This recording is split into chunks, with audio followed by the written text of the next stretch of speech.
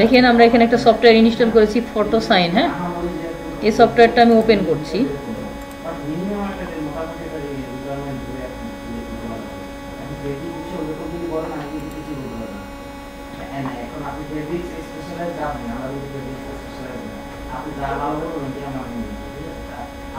এই যে দেখেন সেটআপ করার নিয়ম তো একই, যে কোনো সফটওয়্যার যেভাবে সেটআপ করে। নেক্সট করলাম, নেক্সট।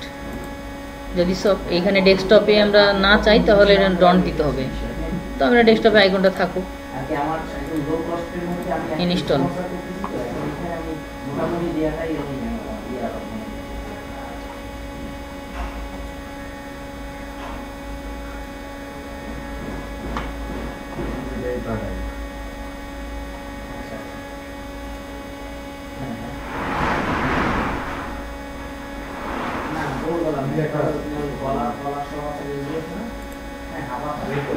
একটু সবাই দেখি। হ্যাঁ, এই যে দেখেন আমি যে সফটওয়্যারটা ইনস্টল করলাম এই সফটওয়্যারটা ওপেন হয়ে গেছে।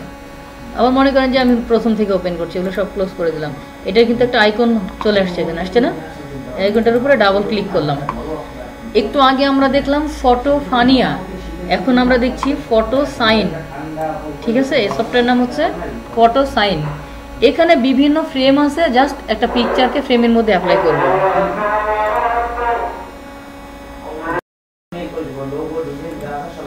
ওপেন করলাম। হ্যাঁ, ওপেন করার পর এখানে দেখেন নিউ সেভ। তো আমি আগে নতুন একটা পিকচার নিব, এখানে নেওয়ার জন্য নিউতে ক্লিক করি। নিউতে ক্লিক করে আমার কম্পিউটারে কোথায় পিকচার রাখা আছে সেটাতে ক্লিক করব। সাপোজ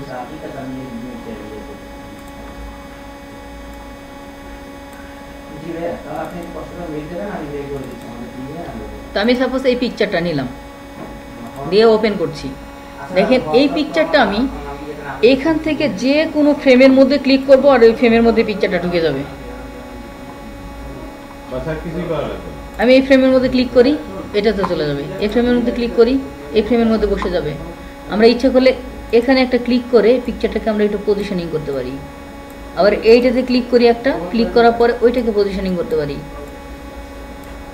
বুঝতে পারছেন? তাহলে এইটা হলো একটা। তারপরে আমি এখানে এই যে গার্লে ক্লিক করি, গার্লে ক্লিক করলে এটা তো গার্লেরই ইফেক্ট হলো। আমি তারপরে বেবিতে ক্লিক করি, সাপোজ আমি এইটাতে দিব, তাহলে দেখেন, অথবা এইটাতে দিব, তাহলে দেখেন এগুলো প্রত্যেকটা যে কোনোটাতে ক্লিক করব সেটাতে এটা বসে যাবে ফ্রেমের মতো। তারপরে আমি লাভে ক্লিক করি, সাপোজ এইটা, তাহলে এটা দেখেন এটার মধ্যে বসে গেছে। এইটা একটু ভিতরে ঢুকছে, আমি ক্লিক করি, করার পরে এটা যদি এদিকে আগিয়ে দিই,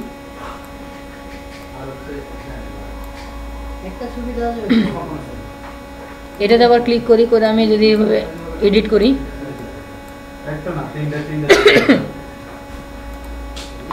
ঠিক আছে।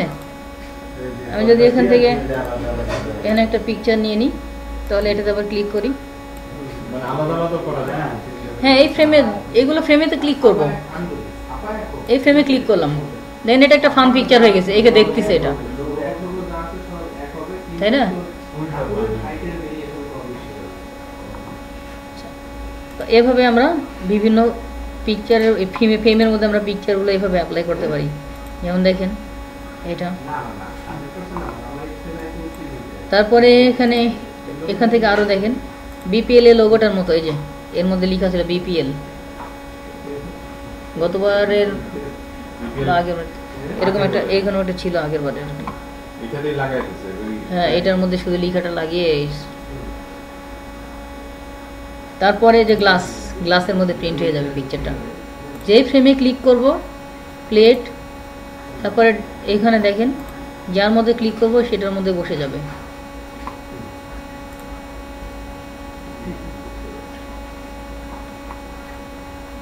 তারপর এটা ড্রিম, মনে করেন আপনি একটা ড্রিম কিছু বানাচ্ছেন, যে ওইটাতে এটা বোঝাচ্ছে, ঠিক আছে।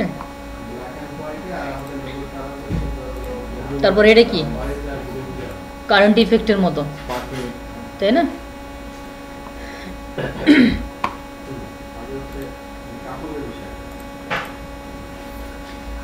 এরপরে চলে আসি, তারপর একটা ক্লিক করি ম্যাগাজিন। আমরা অনেক সময় ম্যাগাজিন দেখি না, বিভিন্ন ম্যাগাজিনের উপরে পোস্টার লাগানো, এরকম সাপোজ বেবি ম্যাগাজিন। এটাতে ক্লিক করে দেখেন ওইটা একটা উপরে টপ পেজ হয়ে গেছে। এটা কভার পেজ হয়ে গেছে এটা। এগুলো তো প্রোফাইলে পাঠায় দেওয়া যায় না, এগুলো ঠিক আছে, পাঠিয়ে দিতে পারবেন। হ্যাঁ, প্রোফাইলে এগুলো দিয়ে দিলে যে বলে তো আবার এটা ইয়াটা করা যাবে, এই যে নামগুলো বা চেঞ্জ করা লাগবে। হ্যাঁ অবশ্যই, এখানে আমাদেরকে একটু নিজেদের এডিট করে দিতে হবে।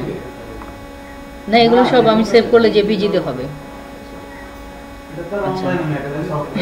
এটা তো সফটওয়্যার। হ্যাঁ, এখন চলে আসি আমরা অনলাইনে, আস্তে আস্তে আসতেছি। তারপরে এখান থেকে ক্লিক করি, এই দেখেন এরকম চেঞ্জ নিয়ে আসতে পারবো আমরা এরকম ভাবে। আচ্ছা, এইটাকে আমরা যদি একটা গিফট করে ফেলি, মানে ইনভাইটিং কার্ড করে ফেলি, হবে না? এভাবে নিয়ে আমি কোনো একটা সাইডে ছোট করে কিছু লিখে দিলাম, লেখা যায়। এটা আমি সেভ করে নিয়ে ফটোশপে নিব, নিয়ে ওখানে লিখে দিব, অথবা ইলাস্ট্রেটরে নিলাম, নিয়ে লিখে দিলাম। কখনো মনে করবো না যে আমার ফটোশপ স্বয়ংসম্পূর্ণ, ইলাস্ট্রেটর স্বয়ংসম্পূর্ণ, কারণ গ্রাফিক্স প্ল্যাটফর্মে আপনাকে যে কোনোভাবে কাজ করতে হবে। তাহলে এখান থেকে আমরা দেখেন এইভাবে বিভিন্ন চেঞ্জ করে নিতে পারছি। এরপর চলে আসি আস্তে আস্তে, এরকম এখানে কিছু ফ্রেম আছে, আদারের মধ্যে ক্লিক করি, আদারের মধ্যে কিছু ফ্রেম আছে। এরপর এই যে 1-এ ক্লিক করি, 2-এ ক্লিক করি, সাপোজ আমি এটাতে ক্লিক করে 2-তে ক্লিক করছি, 3-এর মধ্যে কি আরও আছে, আবার 3-তে ক্লিক করছি, 3-এর মধ্যে আরও আছে, 4-এ ক্লিক করি, 4-এর মধ্যে আর দেয়নি, দিয়ে বলছে এখানে ক্লিক করেন আরও লাগলে, বোঝে নাই, এনে দিয়ে দিছে যে আপনার চলে যান ওখান থেকে, নেট এই লিঙ্কে ঢুকলে আপনি এগুলো আরও ফ্রেম পাবেন। ঠিক আছে, তারপরে চলে আসি এখানে আমরা এরকম ফ্রেমগুলো প্রত্যেকটারই কিন্তু এরকম 1 2 3, হ্যাঁ কম নেই কিন্তু, লাভের মধ্যে 2 3 4, 4-এ দেওয়া নেই, 4 স্টেপ পর্যন্ত কোনোটাতেই দেওয়া নেই, 4 স্টেপে বলছে ডাউনলোড করতে। এই যে এই পিকচারটা আমরা অনেক সময় দেখি বিভিন্ন জায়গায়, দেখেন অনেক চমৎকার একটা মানে পিকচার ফ্রেমের মধ্যে। আবার এই যে এইটা অনেক সময় আমরা এটাও দেখতে পারি বিভিন্ন শহরের, মনে হচ্ছে এটা দর্শনীয় কোনো কিছু, এটা একটা ফোকাস বোঝাচ্ছে।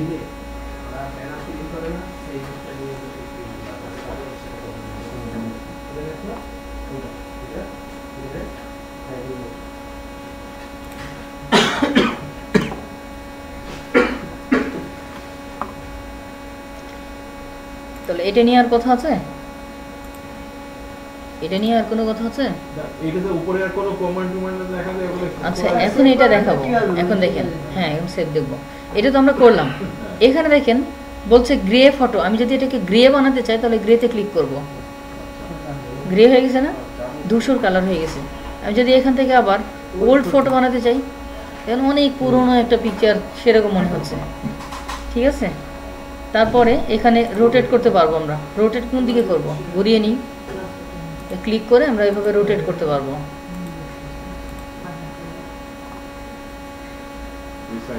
হ্যাঁ, রিসাইজ করতে পারবো, এখান থেকে রিসাইজ করতে পারবো আমরা, যে আমি কত মাপ দিব, এটা পিক্সেল কত দিব, এটা রিসাইজ করে নিতে পারবো আমরা, ছোট বড় করে নিতে পারবো। ঠিক আছে, তারপরে এখানে কি আছে, আন্ডু রিডো, মানে আন্ডু করবো, এর আগের অবস্থা আগের অবস্থা, কয়েকটা স্টেপ চলে গেলে আর এরা ভুলে দেয় না। ঠিক আছে, আর এখানে তো আবার ওয়েবসাইটে চলে যাবো এখান থেকে ডিরেক্ট, এই তো। আচ্ছা, অ্যাডজাস্টে ক্লিক করি। অ্যাডজাস্টে ক্লিক করার পর আমি এই পিকচারটা কতটুকু অ্যাডজাস্ট করতে চাই, ব্রাইট অ্যান্ড কন্ট্রাস্ট ছিল না ওখানে, ব্রাইটনেস, কন্ট্রাস্ট, স্যাচুরেশন, দেখেন এই যে আমরা কিন্তু এটাকে আরও চমৎকার করে ফুটিয়ে তুলতে পারি। এই যে দেখেন এরকম দিলাম, কোনটা ছিল কি হয়ে গেল।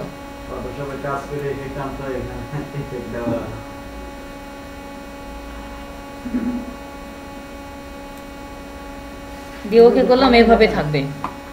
এবার অ্যাট লাস্ট কি করবো আমরা, এখানে লাস্টে এসে সেভ করে দিব।